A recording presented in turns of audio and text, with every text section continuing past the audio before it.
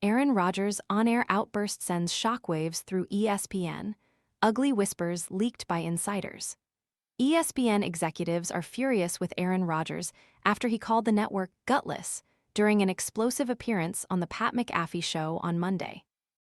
The divisive NFL icon made his long-awaited return to McAfee's show, which is licensed by and broadcast daily on ESPN from the Pittsburgh Steelers training camp. In a wild segment, Rodgers slammed ESPN for its handling of the Diana Rossini and Mike Vrabel affair scandal, and also unleashed on coward and criminal Anthony Foss in a blistering COVID rant. While ESPN licenses McAfee's hit show, the network does not pay any fee to Rodgers when he appears. Fruit flies taking over your kitchen? This discreet plug-in trap uses light to attract flying insects, then captures them on a replaceable adhesive cartridge, without noisy zapping or messy sprays. Want to get the best verified deal and see full details? Visit grabdeal.us/one right now. Instead, McAfee pays for special guests like the Super Bowl winner out of his own pocket. But nevertheless, the sight of Rodgers eviscerating ESPN on their own airwaves caused consternation in the offices of executives at their Bristol, Connecticut campus. And the Daily Mail has been told ESPN is plotting a bitter revenge that it can unleash on Rodgers over the course of the upcoming season, which will be his last in the NFL. ESPN executives are furious with Aaron Rodgers' appearance on the Pat McAfee show. ESPN, led by Chairman Jimmy Pitaro, is considering how it will handle Rodgers this season. ESPN executives are extremely unhappy with Aaron Rodgers following his comments on the Pat McAfee show and are now weighing how they want to handle coverage of his highlights during the upcoming season, a source said. The feeling internally is that there is little desire to go out of the network's way to promote Rodgers after he publicly criticized ESPN, and any hope of repairing that relationship is believed to be virtually non-existent. There is also a sense that, if Rodgers ever decided he wanted to pursue a future as a television analyst, ESPN would not be a realistic landing spot. Many within the company are said to have little interest in working with him after his comments about the network and politically charged nonsense. Rodgers has never expressed any interest in moving into the commentary booth once he walks away from the NFL after one final season with the Steelers.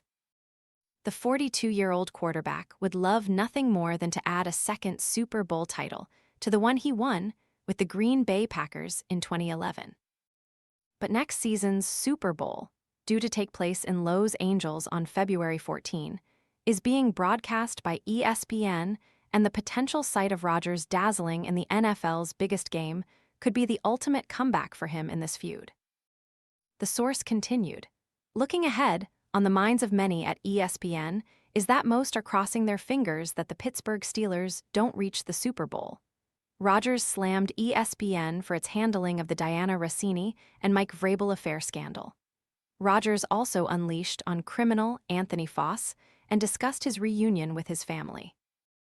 ESPN is broadcasting the game, and having Rodgers in that game would create a number of challenges, from securing interviews and behind-the-scenes access to navigating the obvious tension surrounding his relationship with the network. The concern isn't that the broadcast couldn't be handled professionally, but that covering one of the game's biggest stars after such a public outburst would add an unnecessary layer of complexity to the network's biggest event of the year. Nobody would like to deal with his complete lack of tact.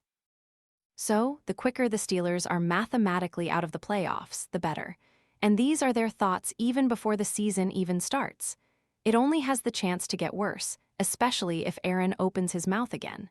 When contacted by the Daily Mail, ESPN declined to comment. The Steelers are widely considered to be outsiders to make a Super Bowl push this season. They have not made it past the first round of the playoffs since 2017 and sit in a difficult division with Joe Burrow's Cincinnati Bengals and Lamar Jackson's Baltimore Ravens providing tough opposition. They also have difficult games against non-division teams such as the Denver Broncos, Houston Texans, Philadelphia Eagles, and Vrabel's New England Patriots, which will be mouthwatering in the wake of Rodgers' comments on Monday. The Rossini and Vrabel scandal dominated the American media landscape for weeks during the NFL's offseason, but Rodgers alleged to McAfee that ESPN seemingly stopped its reporters from discussing it. He slammed the network for overlooking a scandal that seemingly may have sporting consequences for the NFL, saying, "What are the network ESPN doing? You have literally an individual that maybe used to work at ESPN that covers our league at the highest level, and there's a major scandal, and it's just like, nobody can ****ing talk about it. What are we even doing here?" While ESPN licenses McAfee's hit show, McAfee pays for special guests out of his own pocket. Rodgers will have the last laugh if he can somehow guide the Steelers to ESPN's Super Bowl. When countered by McAfee's co-host Boston Connor, who claimed personal lives are personal lives, "I feel like you of all people should know that," Rodgers added. "I understand, but if it's affecting certain things. If there's leaks going on, if there's tampering going on, if that person is also an MVP voter and a Coach of the Year voter. How are we allowing these people to have an impact?" Rodgers, who has long been a vaccine skeptic and was extremely outspoken about the COVID-19 pandemic, didn't hold back as he eviscerated Fauci in the wake of his decision to continuously plead the Fifth Amendment in a hostile Senate hearing. The four-time NFL MVP also discussed his recent reunion with his family, but quickly told McAfee and his viewers that it's nobody's ****ing business. Earlier this year in April, Rodgers invited his parents to attend his induction into the Pleasant Valley High School Hall of Fame. Last month, Rodgers shared photos on Instagram documenting a bonding week in Nashville with his family, including his mother Darla, father Ed, brother Luke, niece Evie, and nephew Jack. The reconciliation came after years of public distance between Rodgers and his family. The turning point began in 2023 when Rodgers reconnected with his father, Ed, at a celebrity golf tournament in Lake Tahoe for the first time in nearly 9 years. The Steelers quarterback reunited with members of his family after a period of estrangement.